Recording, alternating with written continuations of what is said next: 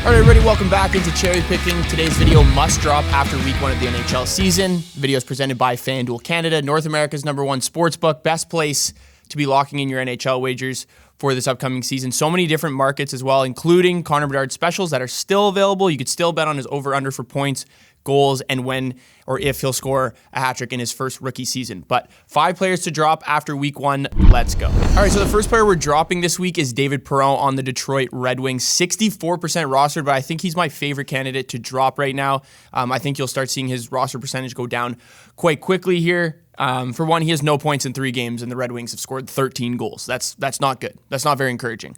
He started on the first line with Larkin and DeBrincat, and now he's being moved over to the third line.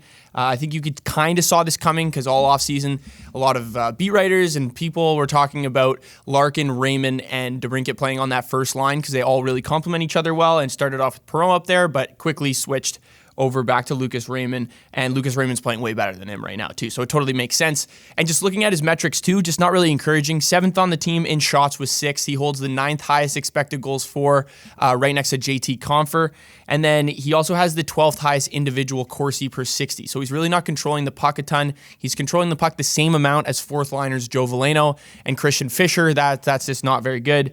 He's now playing on the third line too with Daniel Sprong and Joe Veleno. And Sprong's honestly been very solid this year. He's been controlling play a lot when he's on the ice and demanding the puck, getting a decent amount of shot volume as well. So even on that third line, I don't think he's really going to see an uptick in volume or production there. Safe to say we won't see another 24-goal season from David Perron here. He's at the tail end of his career. Maybe we're seeing his last couple seasons here. So definitely a droppable candidate in fantasy hockey right now. All right, the next guy to drop this week is Adam Larsson on the Seattle Kraken. 61% rostered through 3 games, 0 points, just like David Perron. But I think this is still a guy you can drop. I know a lot of people in bangers leagues are probably like, why would you drop him? But try trading Adam Larsson. Try to see who you can get for Adam Larsson. I bet you can get fuck all for him right now because he's doing nothing on this Kraken team. And I really think this Kraken team offensively is going to regress this season. We're already seeing it through 3 games or 2 games. They have 1 goal. So really not putting the puck in the back of the net as the season starts here. And a team I'm honestly fading in a lot of my nightly NHL bets at this point too. I just not liking what I'm seeing from this roster as a whole, and I feel like after last season, their offense, you could see some regression coming. I mean, Jared McCann scoring 43 goals, I think it was, or 40 goals. I don't think that's going to happen again this year, so that's going to just continue to trickle off to the rest of this team in terms of point production. You look at Adam Larsson, he finished as the 27th best fantasy hockey defenseman last season. Career high, 33 points. Career high, 33 points. Yes, that is correct. You did hear that right. Shots on goal as well with 143, and he also just doesn't play in the power play. So if you're in predominantly points leagues, this guy is like, it's not even a question. He probably is on your waiver wire. But even in bangers leagues, I still don't think it's that valuable to have him on your team because the little amount of points that he's getting every night outweighs the hits and blocks in terms of counterproductivity. He has the 4th worst expected goals for on Seattle so far this season, which means this isn't really going to change anytime soon. He was also plus 27 last year in terms of plus minus. He's -2 already this season. There are better defensemen available. Like I mentioned, I think there's other guys that will get a decent amount of points and then will also contribute in that hits blocks category. Like they are defensemen. They do need to be defensemen first. Adam Larsson really takes that to like the nth degree. So I would definitely drop Adam Larsson right now and continue to fade the Seattle Kraken if you're betting on the NHL on a nightly basis. NHL same-game parlays are back on FanDuel this season. Offered in every single game, every single night. Unlike most books, you can include goals, points, and shots on goal. But the newest feature is the gift. Goal in the first 10 minutes. Looking at teams to target for the gift, here's the top 5 teams in goals per game last season. Here's a breakdown of goals in the first period from the 2021-22 season, as only 17% of games that season didn't have a goal in the first period. What will your NHL SGPs look like at FanDuel this season? All right, the next guy we're going to be dropping, Connor Brown, 28% rostered on the Edmonton Oilers. This was a guy I was kind of high on in the offseason, a guy I think that could have been like a breakout candidate, a little bit of a sleeper, but I'm already going to be out on the Connor Brown train at this point. Some changes being made in Edmonton fast after going down 2-0 or losing their first 2 games, to the Vancouver Canucks. Jay Woodcroft already making changes. He's already going back to the McDavid-Draisaitl line alongside Vander Kane. So will Connor Brown make his way up there? Not right now, and I don't think at anytime soon because his numbers with Connor McDavid weren't even that good anyway. He has just 2 shots on goal through 2 games. He was playing the 6th most minutes among forwards. That's probably even going to go down. He's playing 16 minutes per game. I could see it dropping to 13 minutes, now playing with Ryan McLeod and Dylan Holloway on that third line. His expected goals for is 9th best on the team, so he just struggles at creating his own offense. And now the fact that he's not with Connor McDavid, he's really not going to be able to create any offense at all. So especially if he's going from playing with McDavid, now he's playing with Ryan McLeod and Dylan Holloway, as I mentioned.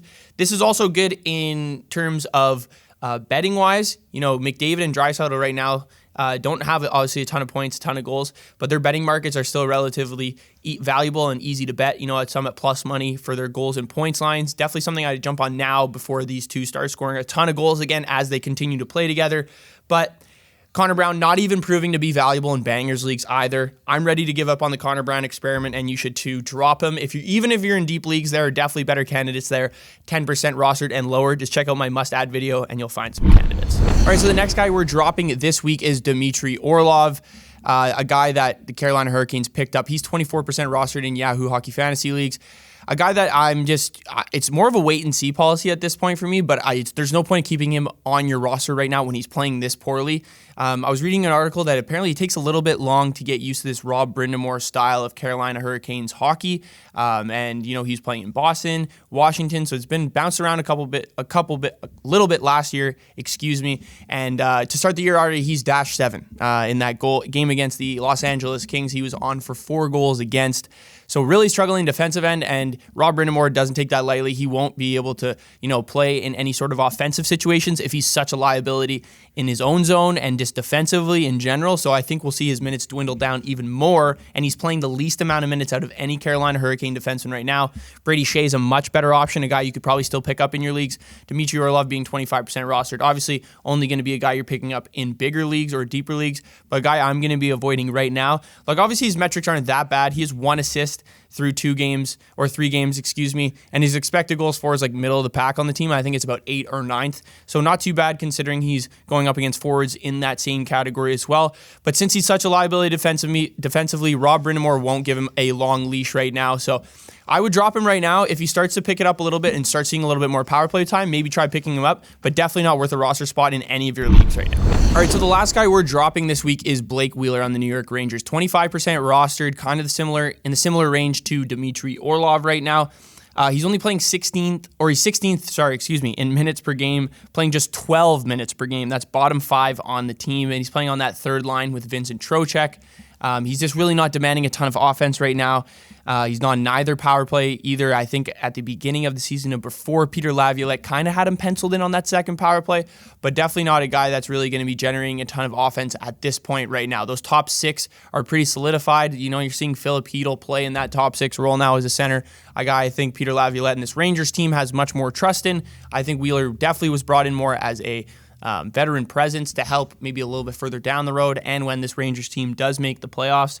I doubt he'll even be playing with Trocheck for that much longer, but if he does, honestly, if you're betting on shots on goal totals, Trocheck's a great target because he's going to be the one shooting on that line. Blake Wheeler and the other winger will not be shooting on that line for sure. Trocheck's shots on goal prop has already been pretty good, and I would continue to bet it until this line gets changed. But I think some people had some hope for him because we've seen the third lines on this Rangers team prove to be valuable in fantasy hockey in terms of some of the players there. A perfect example is Philip Hedl when he was playing on that kid line with Capo Caco and Alexis Lafreniere. I think those are a really good instance of how you can compare the situation. Wheeler was also supposed to be playing in that top 6 role as well, either on the first or second line, and it just didn't end up being like that after training camp. So definitely a guy, if you had high hopes on, or I guess medium hopes on at the beginning of the season and drafting him, you could definitely drop him now, knowing that his role will probably not increase and it will stay relatively same throughout this entire year on this New York Rangers team. All right, thank you guys for tuning in. Let me know what you thought of the must-drop Week 1 players. Be sure to comment if I missed anyone, guys, you're looking to drop or looking to add. Be more than happy to answer those questions. Be sure to download the FanDuel Canada app, and I will see you guys in the next video.